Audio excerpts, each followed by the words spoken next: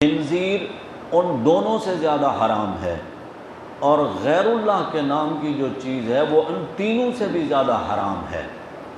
ادنا الی الاعلی، یعنی اوپر سے نیچے کی جانب، لیکن حرمت جو ہے وہ پہلے والی چیز سے دوسری چیز کی حرمت اس سے بھی زیادہ ہے، تیسری کی اس سے بھی زیادہ ہے، چوتھی کی اس سے بھی زیادہ ہے۔ تو اللہ تعالیٰ نے ان چیزوں کا بیان فرمایا، اور انہی آیات میں پھر شکار کا حکم بھی آ گیا کہ اگر کسی نے کتا پالا ہے، شکاری کتا ہے، سدھایا ہے، اس کو سکھایا ہے اپنے کتے کو، وہ اپنے مالک کے اشاروں کو سمجھتا ہے، اور اس کتے کو تکبیر پڑھ کر چھوڑا جائے شکار پر، تو اس کے مکمل احکامات ان آیات میں موجود ہیں۔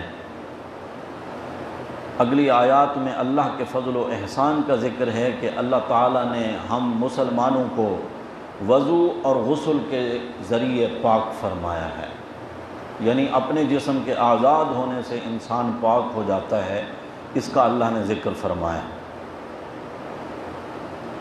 اور یہاں یہ بات بھی ذہن میں رہے کہ اسلامی شریعت جو ہے وہ بہت آسان شریعت ہے۔ اس شریعت مقدسہ میں قدم قدم پر بندوں کی مجبوریوں کا لحاظ رکھا گیا ہے۔ اگر مریض ہے، پانی اس کو نقصان دیتا ہے، فرمایا پاک مٹی سے تیمم کر لے۔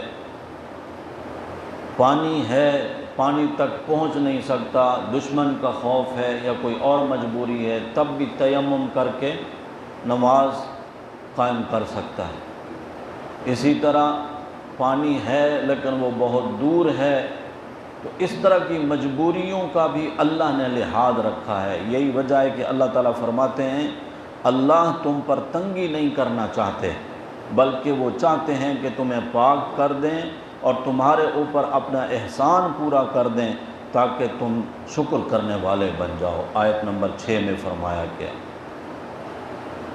پھر سے یہود کی بزدلی کا تذکرہ کرتی ہے یہ سورت، اور ان کے فتنہ فساد سرکشی بیان کرنے کا مقصد یہ ہے تاکہ مسلمان اپنے آپ کو یہود کی جو خرابیاں تھیں، عیسائیوں کی جو خرابیاں تھیں، ان کے ساتھ اپنا موازنہ کریں کہ کہیں وہ خرابیاں ہمارے اندر تو موجود نہیں ہیں۔ پھر اللہ تعالیٰ نے نصارہ کے بارے میں، نصارہ یعنی عیسائی، ان کے بارے میں بتایا کہ انہوں نے اللہ کے عہد کو توڑا۔ وہ بات ذہن میں رہے کہ اسی صورت کی پہلی آیت میں اللہ نے عہد کو پکا رکھنے اور قائم رکھنے کا حکم فرمایا۔ یہاں بتایا جا رہا ہے کہ عیسائیوں سے بھی اللہ نے عہد لیا تھا، لیکن انہوں نے اس عہد کی پاسداری نہیں کی۔ وہ عہد کیسا تھا؟ وَلَقَدْ أَخَذَ اللَّهُ مِيثَاقَ بَنِي إِسْرَائِيلَ وَبَعَثْنَا مِنْهُمُ اثْنَيْ عَشَرَ نَقِيبًا۔ 12 سردار تھے ان کے، بڑے تھے ان کے، جیسا کہ پہلے پارے میں آپ سن چکے۔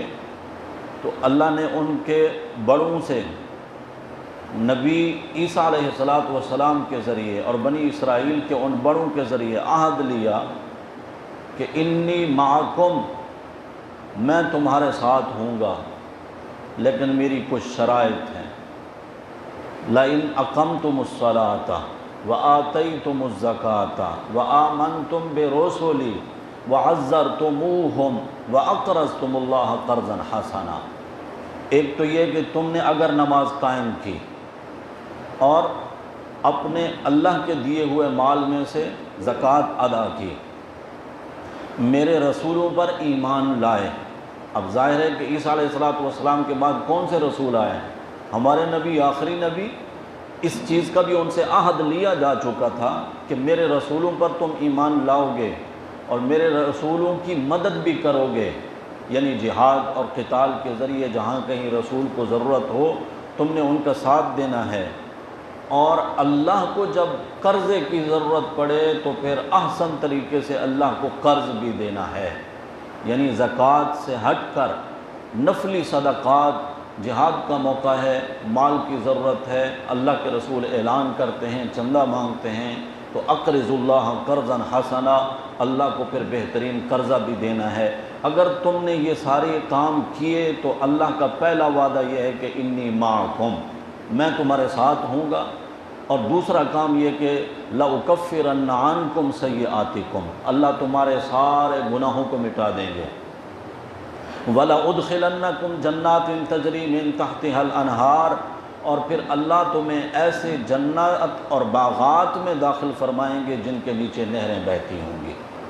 اب یہ جو عیسائیوں کا عہد، جو بنی اسرائیل کا عہد اللہ بیان فرما رہے ہیں، دراصل ہمیں سنایا جا رہا ہے۔ اگر تم بھی اے مسلمانوں اس بات پر آ جاؤ کہ نماز قائم رکھو، زکوٰۃ دو، رسولوں پر ایمان لاؤ، رسولوں کی دستگیری یعنی اللہ کے دین کو جہاں تمہاری مدد کی ضرورت ہے وہاں دین کے مددگار اگر تم بن جاؤ، تو پھر اللہ کا یہ وعدہ ہے کہ اللہ تمہارے ساتھ ہوں گے، اللہ تمہارے گناہوں کو معاف کر دیں گے، اللہ تمہیں جنات میں داخل فرمائیں گے۔ یہ آج بھی اللہ کا وعدہ ہے۔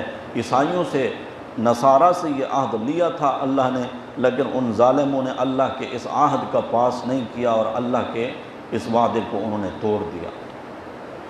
پھر ان سے اگلی آیات میں یہودیوں کے بارے میں اللہ تعالیٰ بتا رہے ہیں کہ وہ دعویٰ کرتے تھے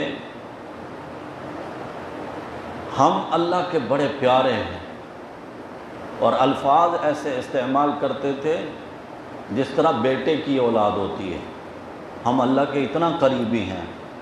تو اللہ تعالیٰ نے یہاں پھر سوال کیا ہے، اگر تم واقعی اللہ کے محبوب ہو، اللہ کے پیارے ہو، تو ذرا بتاؤ پھر اللہ تمہارے گناہوں کی سزا تمہیں کیوں دیتا ہے، تمہیں سزا کیوں ملتی ہے؟ طرح طرح کے چونکہ بنی اسرائیل پر عذاب آئے، اللہ نے ان کا ذکر فرمایا کہ اگر تم اللہ کے پیارے ہو تو پھر عذاب میں کیوں مبتلا ہوتے ہو۔ پھر اگلی آیات میں دعوت دین حق، گویا کہ اللہ نے یہود و نصارہ کی مذمت کے بعد یہودیوں اور عیسائیوں کو امام الانبیاء صلی اللہ علیہ وسلم پر ایمان لانے کی دعوت بھی دی ہے۔ پھر بنی اسرائیل کا تذکرہ کرتے ہوئے اللہ بتاتے ہیں بنی اسرائیل کو فلسطین میں داخلے کا حکم دیا گیا، لیکن یہود نے صاف انکار کیا، کہنے لگے کہ ہم تو اس ملک میں ہرگز داخل نہیں ہوں گے جب تک کہ وہاں سے قوم عمالقہ، جو قوم اس شہر میں رہتی تھی پہلے سے، وہ لوگ جب تک یہاں سے نکلیں گے نہیں، ہم اندر داخل نہیں ہوں گے۔ کس کو جواب دے رہے ہیں؟ اللہ کے رسول موسیٰ علیہ السلام کو جواب دے رہے ہیں، ہم نہیں جاتے وہاں پر۔ فَاذْهَبْ أَنْتَ وَرَبُّكَ فَقَاتِلَا، اے موسیٰ تو اور تیرا رب تم جا کر لڑو ان سے، ان کو نکالو وہاں سے، اِنَّا هَاهُنَا قَاعِدُونَ، ہم تو ادھر ہی بیٹھے ہیں، ہم نہیں جا کے لڑنے والے۔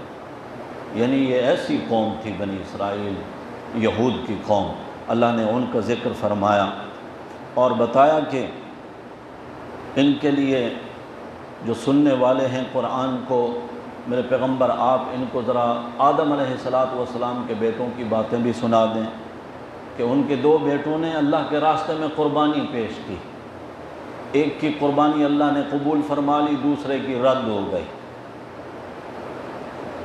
اس وقت اللہ کا دستور یہ تھا، اللہ جس کی قربانی قبول فرمانا چاہتے آسمان سے آگ آ کر اس کو جلا دیتی تو یہ نشانی ہوتی تھی کہ اللہ نے اس کی قربانی کو قبول کر لیا، اور جس کی قربانی کو اللہ قبول نہ کرتے تو اس کو آگ نہیں چھوتی تھی۔ حابیل اور قابیل یہ دو بھائی ہیں، آدم علیہ السلام کے بیٹے ہیں، دونوں نے قربانی پیش کی۔ ایک نے ردی چیز کی قربانی ٹوٹے دل کے ساتھ، اس نیت سے کہ بھائی نے چونکہ قربانی کی ہے لہذا میں بھی کروں، لیکن حضرت حابیل کی جو قربانی تھی وہ خالصتاً اللہ کی رضا کے لیے تھی کہ میں اپنے رب کو خوش کروں، اگرچہ تھوڑی کیوں نہ ہو لیکن رب کی محبت میں انہوں نے قربانی پیش کی۔ جو چیز ان کی نظر میں اچھی تھی، بہترین تھی، وہ اللہ کے راستے میں انہوں نے پہاڑ کی چوٹی پر رکھ دی، آگ آئی اس نے جلا دیا۔ اب دوسرے بھائی کو حسد ہوا اپنے بھائی کے ساتھ کہ اس کی قربانی پیش ہو گئی، قبول بھی ہو گئی، میری قربانی کیوں رد ہوئی؟ تو اس نے بھائی سے کہا کہ میں تو تجھے قتل کروں گا۔ روئے زمین پر سب سے پہلا یہ انسان کا قتل تھا، ایک بھائی نے اپنے سگے بھائی، حقیقی بھائی کو قتل کر دیا، اور ابھی تک مردہ لاش کا کوئی پتہ نہیں تھا کہ اس کے بارے میں پھر کیا ہوگا۔ قتل تو کر دیا بھائی کو، لیکن اس کی لاش کندھے پر اٹھا کر پھر رہا ہے کہ اس کا کیا کروں، اب کہاں چھپاؤں اس کو۔ اللہ تعالیٰ نے ایک کوا بھیجا، فبعث اللہ غرابا، کوے کو دیکھا کہ وہ زمین کھود رہا ہے، اس نے بھی سمجھ لیا کہ مجھے بھی اپنے بھائی کے ساتھ یہی کرنا چاہیے۔ اس نے گڑھا کھودا اور اپنے بھائی کی لاش کو اس میں رکھا، لیکن ساتھ ساتھ افسوس بھی کر رہا ہے کہ جتنی سمجھ ایک کوے کو ہے اتنی بھی سمجھ مجھے نہیں تھی، اس بات پر افسوس کر رہا ہے۔ یہ جو واقعہ اللہ نے سنایا ہے قرآن پاک میں، اصل میں اس میں اشارہ ہے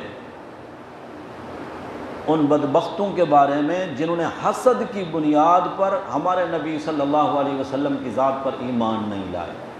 حالانکہ یہودی اور عیسائی ہمارے نبی صلی اللہ علیہ وسلم کو اللہ کا سچا رسول سمجھتے ہوئے محض حسد کی بنیاد پر کہ یہ نبوت کا سلسلہ اتنا عرصے سے چلا آ رہا تھا بنی اسرائیل میں، یعنی یعقوب علیہ السلام کی اولاد میں، اسحاق علیہ السلام کی اولاد میں، یہ آخری نبی اسماعیل علیہ السلام کی اولاد میں سے کیسے آ گئے، اس بات پر اب دیکھیں وہی بھائیوں والا حسد جو آدم علیہ السلام کے بیٹوں کے دل میں آیا، اسی طرح کے حسد کا یہ شکار ہوئے یہودی اور عیسائی، اور وہ آخری نبی رحمت للعالمین صلی اللہ علیہ وسلم کی ذات پر ایمان نہیں لائے۔ حضرت حابیل جو شہید ہو گئے، اپنے بھائی کے ہاتھ سے مارے گئے، چلتے چلتے مکے کے لوگوں نے ایک بت بنایا جس کو وہ ہوبل کہتے ہیں، آپ نے کتابوں میں پڑھا ہوگا، ہوبل، اس کی وہ پوجا کرتے تھے۔ یہ ہوبل محض بت نہیں تھا، یہ اسی حضرت حابیل کی انہوں نے شبیہ اور شکل بنائی تھی اور اس کی پوجا کرتے تھے، اس سوچ کے ساتھ کہ شہید چونکہ زندہ ہوتا ہے۔ یہ عقیدے سے متعلق باتیں ہوتی ہیں، ان کو غور سے سنا کریں۔ شہید چونکہ زندہ ہوتا ہے، شہید اللہ کا بڑا پیارا ہوتا ہے، شہید اللہ کے قریب ہوتا ہے، لہذا ہم اپنی مشکلات اور حاجات میں اگر اس شہید کے سامنے درخواست پیش کریں گے تو یہ اللہ سے ہمارے کام کرا دے گا، چونکہ وہ اللہ کے قریب ہے۔ یہی سوچ آج تک کلمہ پڑھنے والے مسلمانوں میں بھی منتقل ہے، حتیٰ کہ وہ بے نظیر بھٹو کے مزار پر بھی وہ جا کر اولادیں مانگ رہے ہیں، باقاعدہ میڈیا پر ان کی ویڈیوز میں نے خود سنی ہیں۔ ان سے پوچھا گیا تو وہ کہہ رہے ہیں چونکہ بیوی شہید ہیں لہذا وہ ہمیں بیٹے بھی دے سکتی ہیں، دیتا تو اللہ ہے، پھر ساتھ میں یوں بھی کہتے ہیں دیتا تو اللہ ہے لیکن یہ اللہ تعالیٰ سے ہمیں کرا دیتے ہیں، حالانکہ اس طرح کا تصور اسلام میں کہیں بھی نہیں ہے۔ قرآن و سنت بالکل خالی ہیں اس طرح کے عقیدے سے، کیونکہ ہمارے نبی صلی اللہ علیہ وسلم سے پہلے کئی ہزار انبیاء شہید ہو چکے اللہ کے راستے میں، لیکن میرے نبی صلی اللہ علیہ وسلم کا اپنا کوئی بیٹا نہیں، تو کیا میرے نبی صلی اللہ علیہ وسلم نے کسی شہید کے واسطے سے اللہ تعالیٰ سے دعا کی ہے؟ اگر کرتے تو پھر امت کے لیے سبق ہوتا نا، اسوہ بنتا، نمونہ بنتا، امت بھی وہ کام کرتی۔ اولاد اللہ دیتے ہیں اور اپنی مرضی سے دیتے ہیں، بیٹے دیں بیٹیاں دیں، مکس دیں، چاہیں صرف بیٹے دیں بیٹیاں نہ دیں، بیٹیاں دیں بیٹے نہ دیں، چاہیں تو کچھ بھی نہ دیں، یہ تو میرے اللہ کی مرضی ہے۔ اور اس چیز کو 25ویں پارے سورہ شورا کے آخری رکوع میں خود اللہ رب العزت نے بیان فرمایا۔ اللہ ہمارے عقائد کی بھی اصلاح فرما دیں۔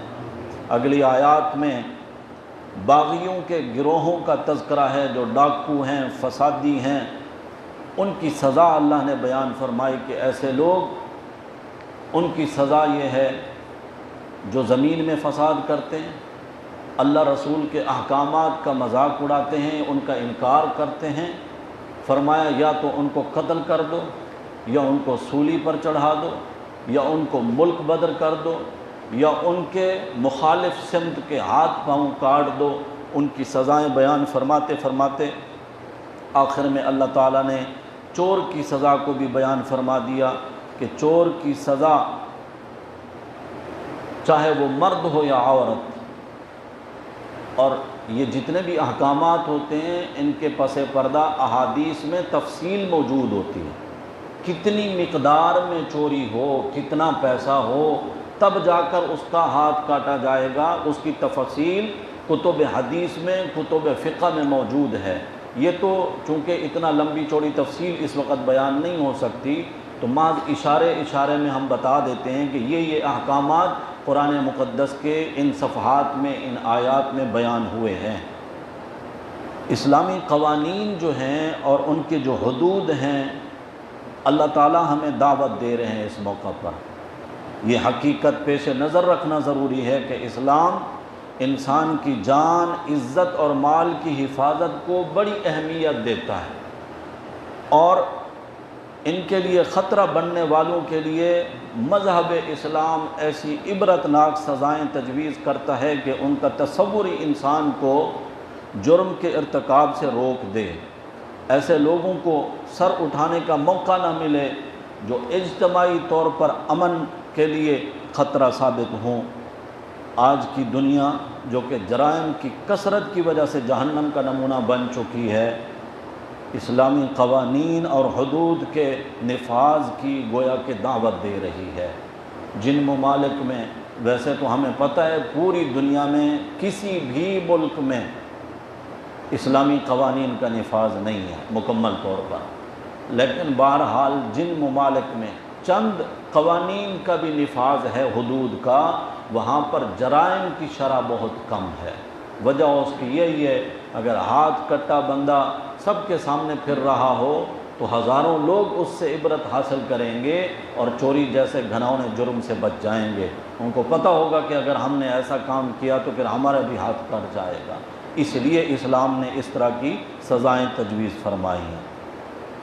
ڈاکہ زنی، چوری اور فساد کے احکام بیان کرنے کے بعد فسادیوں کے دو بڑے گروہوں کا تذکرہ پھر سے اللہ نے کیا ہے، یعنی منافقین اور یہود کا۔ منافقین کا کفر وہ تو بالکل واضح تھا کہ یہ منہ سے تو مسلمان تھے مگر دل سے مسلمان نہیں تھے۔ پھر یہ قرآن کا تذکرہ کرتی ہے یہ صورت۔ تورات اور انجیل کے ذکر کے بعد قرآن کا ذکر اس وجہ سے کہ ہدایت اور گمراہی میں فرق کرنے والی جو کتاب ہے وہ قرآن ہے، کہ ہدایت کیا ہے، گمراہی کیا ہے، اور یہی قرآن مقدس ہے جو پچھلی کتابوں کی بھی محافظ ہے۔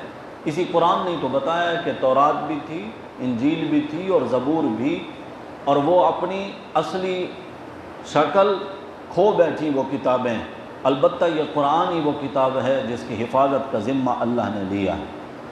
تو یوں سمجھیں کہ عقائد، عبادات، معاملات اور اخلاق، اس سے تعلق رکھنے والی کوئی بھی ایسی نصیحت نہیں ہے جو پچھلی کتابوں میں ہو لیکن قرآن میں نہ ہو۔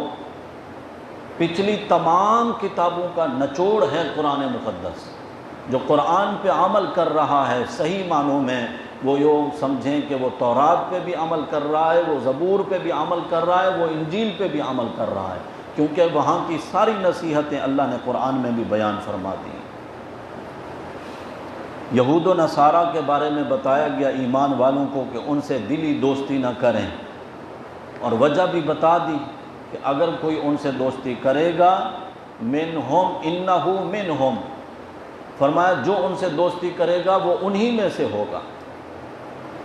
حضور اکرم صلی اللہ علیہ وسلم کی وہ حدیث اکثر مسلمانوں کو یاد ہے، من تشبہ بقوم فہو منہم، جو شخص بھی کسی بھی قوم کی مشابہت اختیار کرے، شکل و صورت کے لحاظ سے، لباس کے لحاظ سے، رواج کے لحاظ سے، جس لحاظ سے بھی ان کے طور طریقے اپنائے گا، فرمایا وہ چاہے نمازی ہو، حاجی ہو، غازی ہو، جو کچھ بھی ہو، لیکن قیامت کے دن وہ انہی کی صفوں میں کھڑا ہوگا۔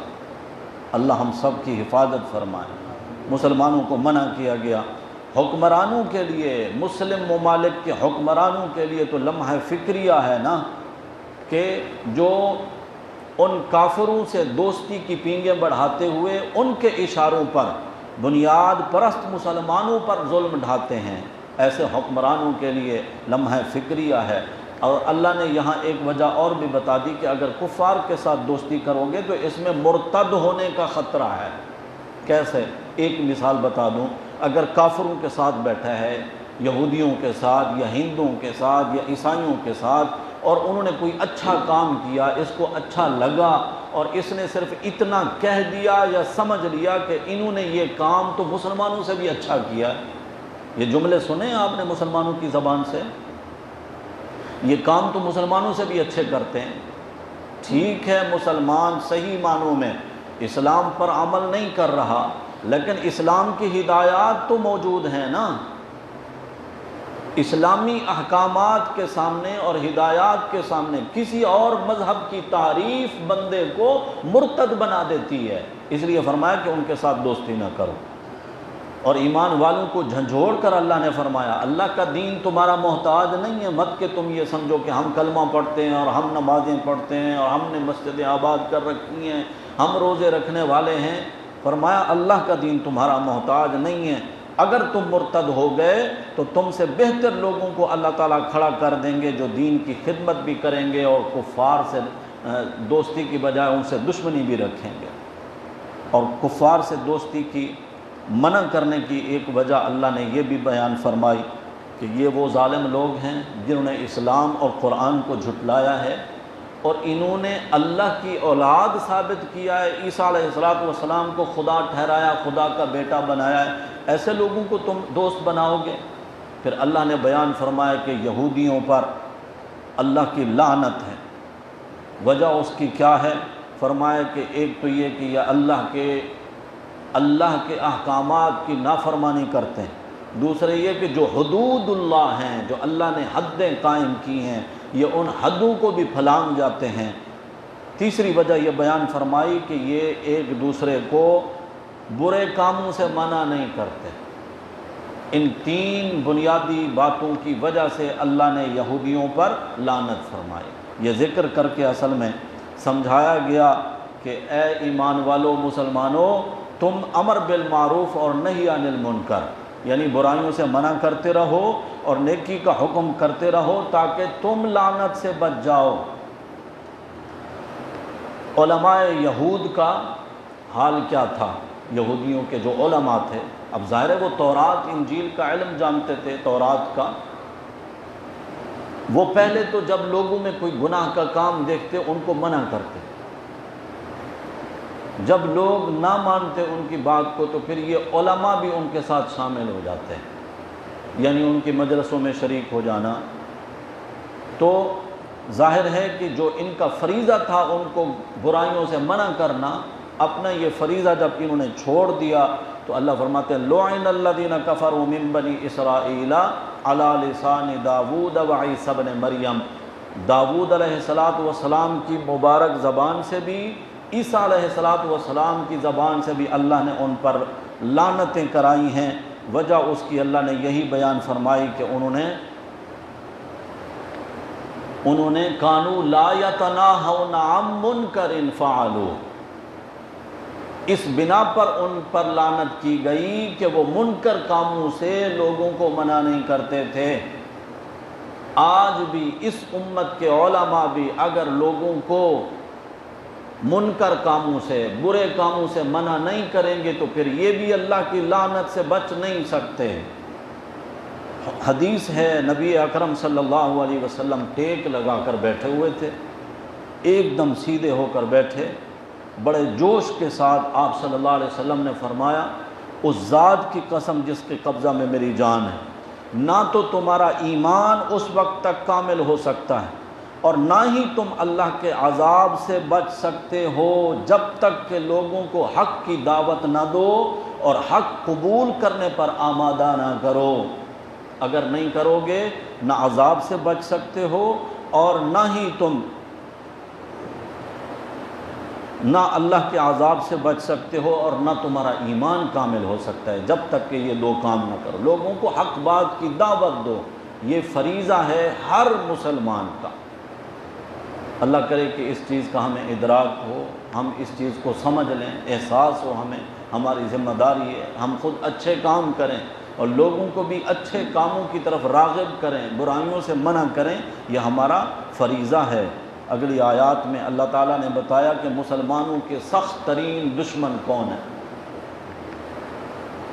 عداوۃ للذین آمنوا الیہود والذین اشرکوا، اللہ فرماتے ہیں سخت ترین مسلمانوں کے جو دشمن ہیں اول نمبر پر یہود ہیں اور دوسرے نمبر پر مشرک ہیں جو اللہ کا شریک بناتے ہیں، وہ چاہے ہندوؤں کی شکل میں ہوں، چاہے گھوڑے کے پجاری ہوں، چاہے قبروں کے پجاری ہوں، جو مشرک ہے وہ مسلمانوں کا لَتَجِدَنَّ أَشَدَّ النَّاسِ سب سے زیادہ مخالف اور دشمن اول نمبر کون؟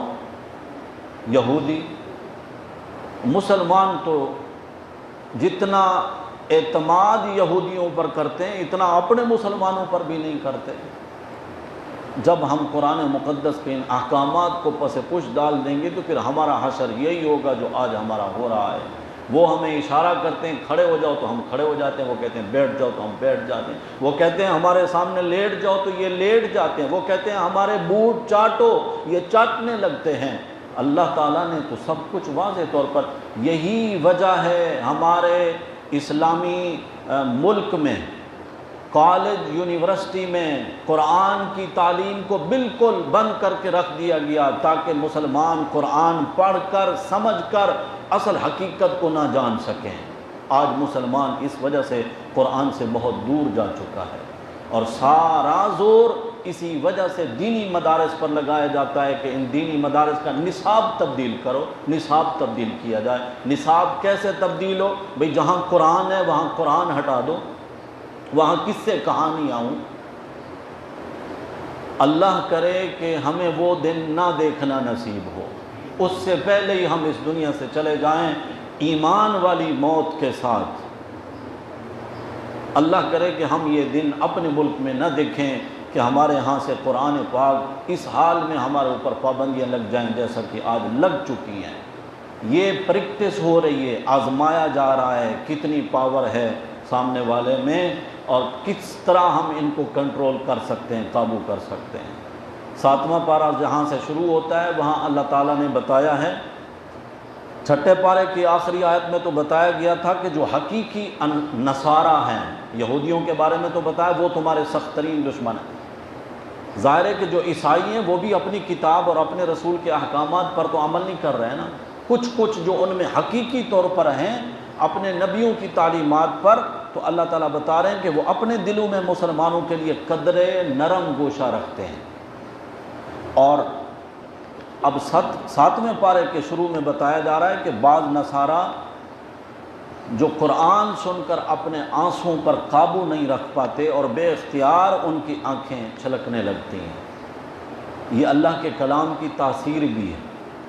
اصل میں اللہ کے کلام میں یہ تاثیر ہی ہے کہ اگر ایسے دل سے اسے سنیں قرآن کو، جس دل میں بغض نہ ہو، کینہ نہ ہو، بغض اور کینے سے خالی دل کے ساتھ اگر قرآن پاک سنا جائے، جس دل میں خوف اور اللہ کی خشیت جو ہے موجود ہو، تو پھر جسم کے رونگٹے بھی کھڑے ہو جاتے ہیں اور آنکھوں سے آنسو بھی چھلک پڑتے ہیں۔ ان آیات کے پس منظر میں حبشہ کے بادشاہ نجاشی کا ذکر ہے، جس کی مجلس میں جب صحابہ کرام ہجرت کر کے حبشہ کے ملک پہنچے تھے اور صحابہ کرام نے جب قرآن کی تلاوت کی تھی، وہ نصارہ تھے، عیسائی تھے، لیکن ان کی آنکھوں سے آنسو اس قدر بہے کہ ان کی داڑھیاں تر ہو گئیں، آنسو سے تر ہو گئیں قرآن سن کر، اور ان کو کہنا پڑا کہ یہ واقعی اللہ کا سچا کلام ہے۔ پھر یہ قرآن جو ہے ان آیات میں رسول اللہ صلی اللہ علیہ وسلم کے تذکرے میں تورات اور انجیل کے ذکر کے بعد اللہ تعالیٰ نے ان آیات میں حضور اکرم صلی اللہ علیہ وسلم کی ذات پر جو یہ آیتیں نازل ہوئی، ان میں شرعی احکامات اور دیگر کچھ مسائل پر بھی بیان فرمایا ہے، بعض حلال اور حرام چیزوں کا اس کے بارے میں بتایا کہ کسی چیز کو کوئی اور حلال حرام نہیں کر سکتا، یہ اللہ کے اختیار میں ہیں۔ اللہ نے بتا دی ہیں کہ کون سی چیزیں حلال ہیں اور کون سی چیزیں حرام ہیں۔ قسم کے بارے میں بھی فرمایا کہ اگر کسی آئندہ کام کے بارے میں قسم کھا لی جائے تو واحفظوا ایمانکم، اپنی قسموں کی حفاظت کرو، اور اگر کسی وجہ سے کوئی بندہ قسم توڑ دے تو اس قسم کا کفارہ کیا ہوگا، اس کفارے کو بھی اللہ تعالیٰ نے 7ویں پارے کے پہلے صفحے پر بیان فرمایا۔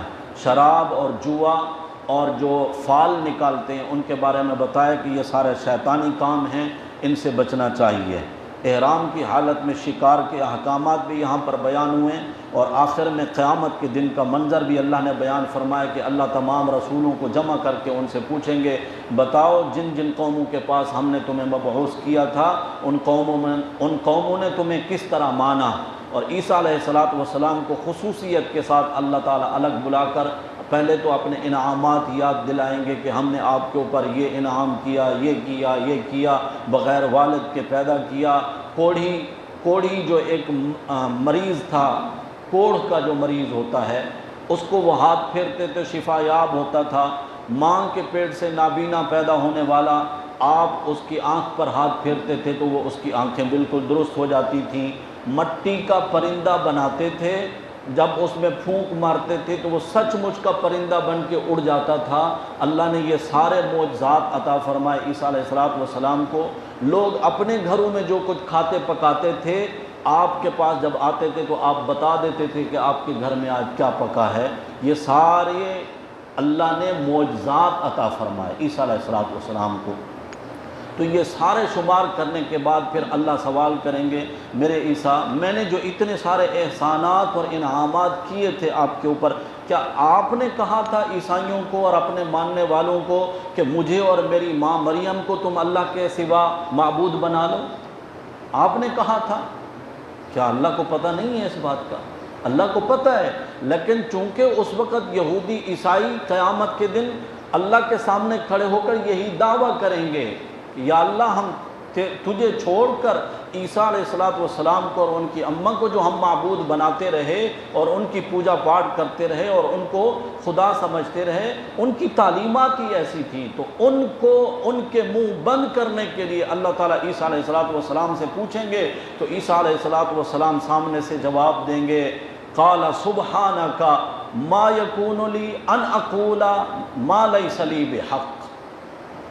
اللہ تو پاک ہے، کیا میرا حق بھی بنتا ہے کہ میں اس طرح کی بات کہتا؟ میرا حق بنتا ہے کہ میں ایسی بات کہتا؟ عیسیٰ علیہ السلام پھر اللہ تعالیٰ سے کہیں گے، یا اللہ ما قلت لہم، میں نے اور کچھ نہیں کہا تھا ان کو، الا ما امرتنی بہ، میں نے وہی بات ان کو کہی تھی جس بات کا آپ نے مجھے حکم دیا تھا۔ کون سی بات؟ ان اعبدوا اللہ ربی و ربکم، لوگوں اس رب کی عبادت کرو جو میرا بھی رب ہے اور تمہارا بھی رب ہے۔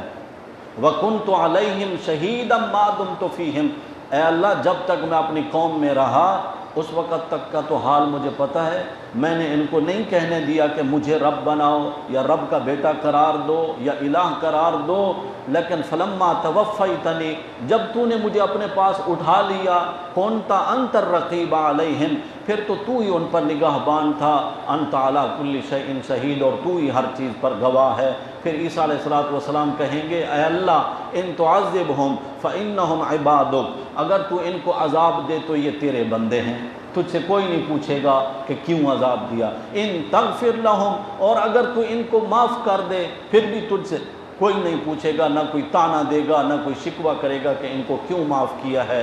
یا اللہ تو جو چاہے کر سکتا ہے۔ اللہ تعالیٰ نے عیسیٰ علیہ السلام کی اسی تقریر پر اس صورت کو ختم فرمایا، سورۃ المائدہ کو، اور یہاں تک کی تراویح میں ہماری تلاوت ہوئی تھی۔ اللہ تعالیٰ ہم سب کو عمل کی توفیق نصیب فرمائے۔ آخر دعوانا الحمدللہ رب العالمین۔